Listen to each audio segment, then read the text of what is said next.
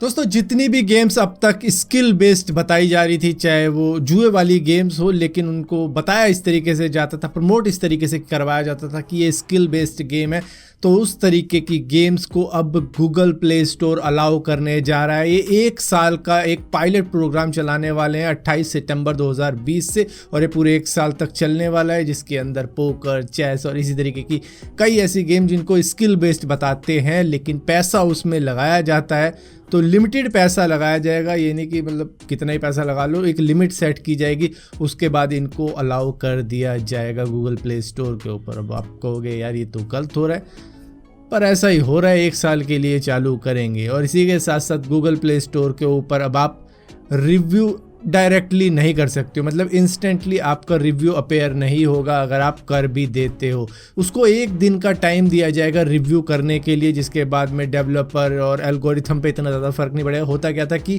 Review bombing करवा देता था, कोई भी जिस भी ऐप को डाउन करवाना हो या गेम को डाउन करवाना हो, रिव्यू बॉम्ब करवा दिया और 1 स्टार के रिव्यू दे दिए, जिसके बाद में वो ऐप डाउन हो जाती थी एल्गोरिथम के अंदर। तो इसकी वजह से एल्गोरिथम को टाइम मिलेगा और डेवलपर को टाइम मिलेगा जो भी प्रॉब्लम्स आ रही है उसको करेक्ट करने के लिए। दोस्तों आपने देखा होगा कि कई स्टेट के अंदर गवर्नमेंट जो होती है वो इंटरनेट शटडाउन करवा देती है जब भी उनको लगता है कि कुछ दिक्कत हुई है, तो उसमें ज़्यादा पब्लिक गैदर ना हो, जिसकी वजह से वो इंटरनेट शटडाउन करा देती है। हांगकांग में भी इसी तरीके की चीज़ें होती रहती है जब वहाँ पर प्रोटेस्ट होना चालू हो जाता है। तो इसी को लेकर सुप्रीम कोर्ट ने सेंटर से पूछा है कि भैया आपका प्रोटोकॉल क्या रहता है इंटरनेट शटडाउन करने का। अलग अलग स्टेट से ना पूछने की बजाय उन्होंने सीधा ही ministry of electronics and information technology से पूछा है कि भैया बताओ किस तरीके का क्राइटेरिया है, किस तरीके का प्रोटोकॉल होता है जब आप ये शट डाउन कर देते हो। दोस्तों चाइना 3 ऐसे मून मिशन करने की तैयारी कर रहा है जिसके अंदर वो नए रिसोर्सेज ढूंढेगा मून के ऊपर, जिससे कि वो एनर्जी प्रोड्यूस कर पाए वहां पर अपने होने वाले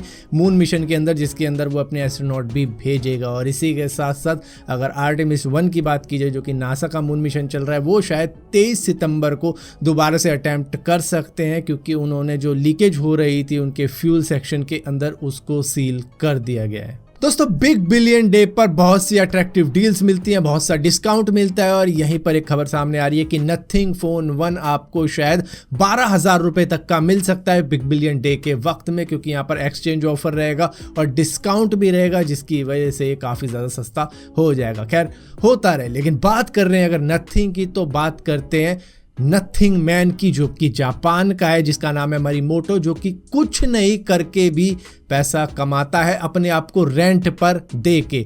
ये अपने आप को रेंट पर इंस्टाग्राम से देना शुरू किया था और करीबन 2.5 लाख से ज़्यादा अब इसके फॉलोवर हो चुके हैं, और इसके कई सारे रिपीटेड कस्टमर्स हैं जो इसको बुलाते हैं। ज़्यादातर लेडीज़ ही हैं जो इसको बुलाती है, शॉपिंग पर ले जाती है, खाना खिलाने ले जाती है, बस इतना ही काम इसका रहता है, ये उससे ज़्यादा करता नहीं है। एक ने इसको रेफ्रिजरेटर साइड हटवाने के लिए बुलाया था, उसके लिए नहीं गया। किसी ने इसको किसी बच्चे को वापस लाने के लिए कहा था कि स्कूल से बच्चा लिया, उसके लिए नहीं गया। ये करता कुछ भी नहीं है, सिर्फ ये जाता है खाना खाने और शॉपिंग करवाने के लिए, और इसी वजह से इसका नाम नथिंग मैन पड़ रखा। और एक लेडीज ने तो इसको 270 बार भी बुला रखा है, और यही इसकी कमाई का जरिया है। इसने अपनी जॉब छोड़ दी थी इस काम के लिए कि मुझे कुछ भी नहीं करना है, और इस तरीके से इसने एक अलग ही ट्रेंड चला दिया नथिंग का, नथिंग करके।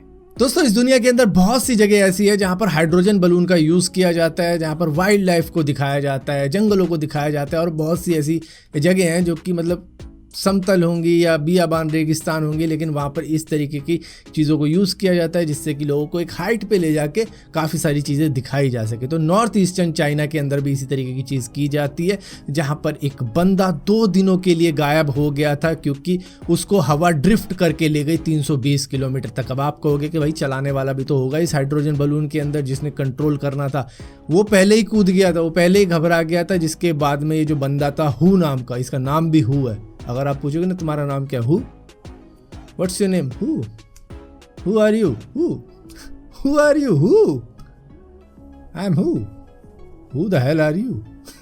बड़ी अजीब सा नाम है। तो इसने जंप नहीं मारी उस वक्त में, जिसकी वजह से हवा इसको और ऊंचाई पर ले गई और उसके बाद में 320 किलोमीटर तक इसको ड्रिफ्ट करती हुई चली गई। ये रशियन बॉर्डर तक के पास में पहुंच गया था। वो तो कॉल करके किसी तरीके से इसे समझाया गया, इंस्ट्रक्ट किया गया कि भैया किस तरीके से कंट्रोल करना है इस हाइड्रोजन बलून को। ये करीबन 2 दिनों तक हाइड्रोजन बलून के अंदर ही रह गया, क्योंकि इसके समझ में ही नहीं आ रहा था। इसको लगा कि मेरा काम यहीं ख़त्म हो जाएगा, लेकिन किसी तरीके से इससे हाइड्रोजन की गैस को लो करवाया गया, वरना ये इंतज़ार करता कि कब गैस ख़त्म होगी, कब मैं नीचे जाऊंगा। और अगर ये ज़्यादा टाइम तक ऊपर चला जाता तो भैया वहीं से वहीं निकल जाता, फिर इसको नीचे आने की ज़रूरत नहीं पड़ती।